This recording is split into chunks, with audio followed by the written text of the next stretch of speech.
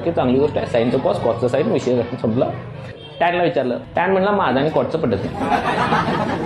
म्हणजे ठीक आहे, मग डेरिव्हेटिव्ह सांग, तुझा डेरिव्हेटिव्ह काय ना. मग त्यावेळी म्हणला माझा डेरिव्हेटिव्ह ना सेक एक्स. पण म्हणला विषय कसा करा, सेकचा स्क्वेअर घेणार मी. म्हणजे स्क्वेअर का, तर म्हणते मला कॉटला जळवायला. म्हणलं ठीक आहे बरं. मग टॅनचा डेरिव्हेटिव्ह काय झाला तिथून पुढं, सेक स्क्वेअर एक्स. कॉटनं त्याचं बघितलं, कॉट पण म्हणला माझा बी डेरिव्हेटिव्ह ना कोसेक स्क्वेअर एक्स. म्हणलं ठीक आहे चला. कॉटचा डेरिव्हेटिव्ह काय झाला मग, कोसेक स्क्वेअर एक्स. त्यानंतर आम्ही सेकला विचारलं, सेकनं लगेच असा कपल फोटो काढला.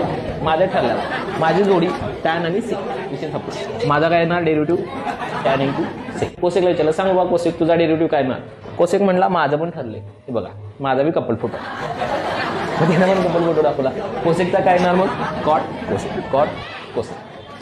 पण एवढं सगळं झालं त्याच्यानंतर स्टोरीमध्ये एक छोटासा ट्विस्ट आहे. काय ट्विस्ट आहे तो, की तुम्ही जर बघितलात डेरिव्हेटिव्ह ज्यांचे सी वरून चालू होतात, म्हणजे कॉस एक्स, त्याचं डेरिव्हेटिव्ह सगळ्यांचं काय येणार, निगेटिव्ह येणार. म्हणजे फॉर एक्झाम्पल आता सी वरून कोण कोण चालू होते, कॉस एक्सचं मायनस साईन एक्स, कॉट एक्सचं मायनस कोसेक एक्स, कोसेकचं मायनस कॉट कोसेक. सिंपल कार्यक्रम आहे. And I'm feeling good.